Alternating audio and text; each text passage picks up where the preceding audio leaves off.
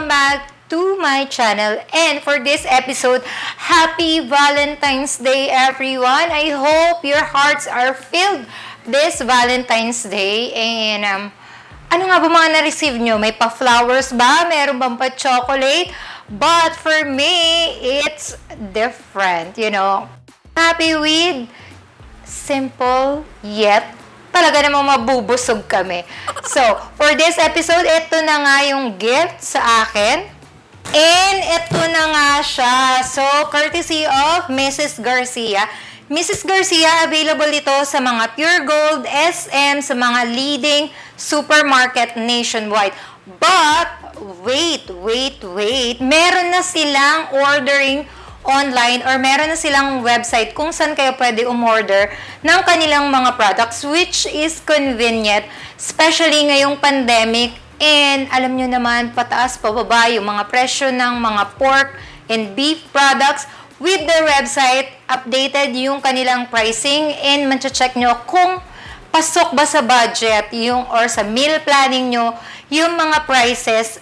And super convenient if you're living in Metro Manila. Free delivery to forever. So, alam niyo yun, konting click and free delivery at your doorstep. Ihahatid sa inyo yung inyong Mrs. Garcia na product. So, ano nga bang laman ng ating haul from Mrs. Garcia? First is, hindi lang sila beef and pork.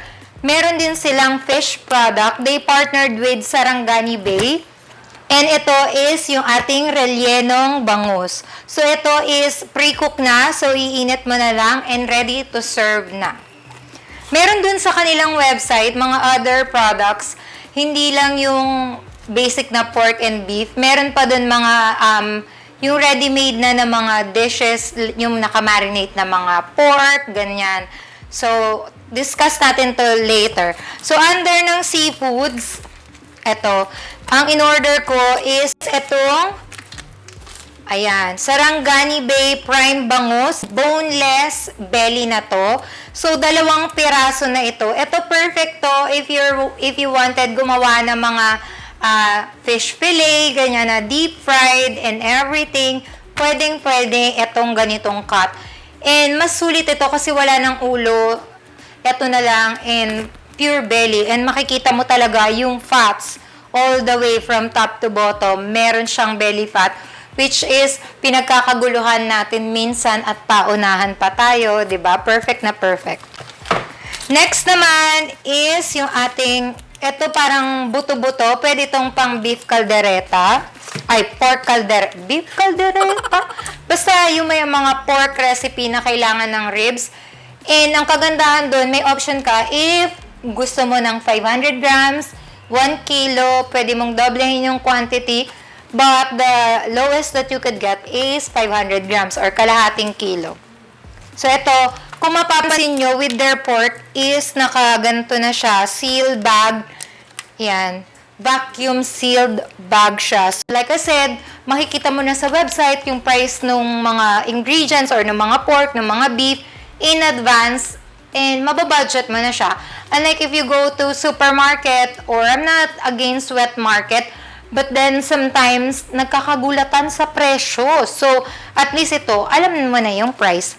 And umorder din ako ng sinigang cut ng pork. Ito is 500 grams. Saktong nasa amin to. Meron silang, ayan, nakita mo yan, pork pata front whole and sobrang laki niya, and lagay din dito yung information, expiry date, batch number. So, lahat ng details na kailangan mo is nandyan siya sa pinaka-label niya. And also, kung gusto nyo magnegosyo ng Mrs. Garcia meat and pork and other products, you could visit their website. Nandun din yung kanilang information if you wanted to be their reseller. So, ayan. Ito, syempre, hindi ito nawawala sa aking grocery list. It's either beef and pork. Ang kinukuha ko is yung lean or yung wala masyadong fats. Ito kasi napaka-flexible nito. And yung 500 grams, sobrang dami na akong magagawang recipe dito. Kadalasan, ang ginagawa ko, pinuportion ko to sa 4 para or sa 2. Depende sa gagamitin ko per recipe. Next time, I'll post kung paano ko ginagawa yung pag-proportion ng mga meat and porks and beef and pati na din chicken if ever on my next video. Dito naman tayo sa mga beef. Eto, meron ako ditong beef short ribs and meron akong beef shank. Yung short ribs is any caldereta, pares. Eto yung ating beef shank. And in order ko is good for 1 week or more than 1 week na para isang deliveran na lang and pasok pa rin naman sa budget.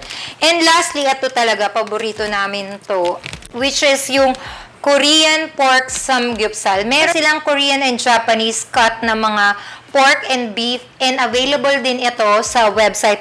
And kung makikita mo, ang ganda nung kanilang Korean pork samgyeopsal, konti lang yung fats. Kung bibili kayo ng ganito, especially sa mga supermarket, maganda talaga na konti lang yung fats and mas marami kayong mapapakinabangan na laman kesa dun sa fats. And eto, as I said a while ago, meron na itong expiration date and kung anong batch number niya para alam mo din pag in-store mo to. And like I said, naka-resealable siya na vacuum seal na packaging. So, lahat ito is naka-vacuum seal packaging. And same, for example, for the delivery, sobrang bilis lang nung kanilang delivery. Kunwari, nag-settle kayo ng order nyo tonight up until 6 p.m. Ganyan. The following day, makare-receive mo na yun and very, anong tawag dito? Lagi na sila nag-update, nagte-text talaga sila kung papunta na, kung na-process na yung order mo. Meron din email for you to verify kung okay lahat ng mga orders mo, kung final na ba yun, may dadagdag ka ba or may ibabawas ka, yung mga ganyan, which is super convenient, super talagang convenient nowadays. And naka-eco bag siya na ganito na packaging. And syempre, meron nga tayong mga pork dito, may mga paulam nga tayo. Dapat meron din tayong pabigas, 'di ba? Puro pambara, walang kasamang bigas. Alam niyo naman, rice is life sa panahon ngayon. And Happy Valentine's night! ayan, meron nga tayo, syempre, pa-Valentine's bouquet, which is brown rice from Doña Maria. Ayan. Maiba naman, di ba? Lahat tumatanggap ng flowers, ganyan. And dahil bigas is life for us, ayan, meron tayong pa-brown rice. Ayan, 1 kilo per packaging. Pero kami, ito talaga yung rice na binibili din namin. And thank you so much to Doña Maria for sending this rice bouquet. Kung ano man ang tawag nyo dito. And super unique ito. Ayan. Hindi na inayos. Ayan, basta nandyan siya. Mamaya picturean ko sila. If you wanted to know more, you could visit their website, www.mrsgarcia.com.ph. So, ayan. Para makita nyo yung mga options, yung mga beef, mga pork, mga Korean, Japanese meats. Meron din silang seafood option. Para makita nyo yung lahat, you could visit their website. I hope you guys like this episode. I will share to you some of the recipe using their products. And kung hindi ka pa nakapag-subscribe, ulit. Kung hindi ka pa nakapag-subscribe sa aking channel, click subscribe and click the notification bell na din for more updates. That's it. Thank you for watching. I'll see you on my next video. Bye!